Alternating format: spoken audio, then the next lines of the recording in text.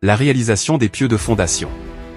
Quand le sol est trop faible pour supporter directement un bâtiment, on fait appel aux pieux de fondation. Ce sont des éléments verticaux en béton armé, coulés ou enfoncés profondément dans le sol pour transférer les charges vers une couche plus résistante. Ce proverbe polonais est clair. Bez pracy nie ma kołaczy. Ce qui veut dire, sans travail, il n'y a pas de gâteau. Voici les 6 étapes clés pour une réalisation simple, sûre et durable. 1. Étude du sol. Avant toute exécution, une étude géotechnique est indispensable. Elle permet de connaître la nature des sols, leur portance et la profondeur de la couche résistante.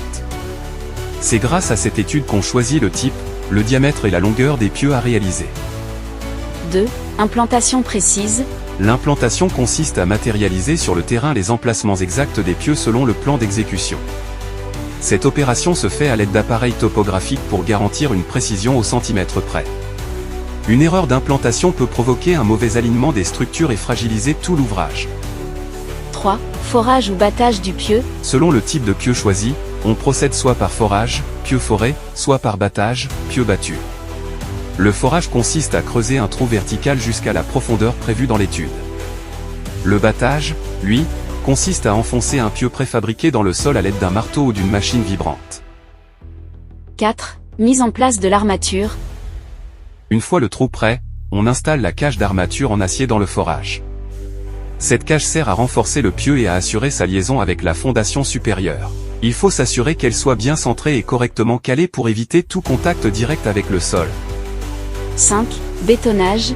Le béton est ensuite coulé à l'intérieur du forage, souvent à l'aide d'un tube plongeur pour éviter le mélange avec la boue. Il est important de contrôler la consistance du béton et la vitesse de coulage pour éviter toute ségrégation. Un bon bétonnage assure la durabilité et la résistance mécanique du pieu sur le long terme. 6. Tête de pieu et contrôle. Une fois le béton durci, on dégage la partie supérieure du pieu appelée tête de pieu. C'est sur cette zone que viendra s'appuyer la semelle ou le radier de fondation. Des essais de charge peuvent ensuite être effectués pour vérifier la résistance réelle du pieu dans le sol. Avant le bétonnage, nettoie toujours le fond du trou pour enlever les boues et débris. Assure-toi que le trou est bien vertical et que la cage d'armature est bien centrée. Ces petits détails garantissent la qualité et la stabilité de ton ouvrage sur plusieurs décennies. Veux-tu voir ce type de contenu le plus souvent? Alors, abonne-toi.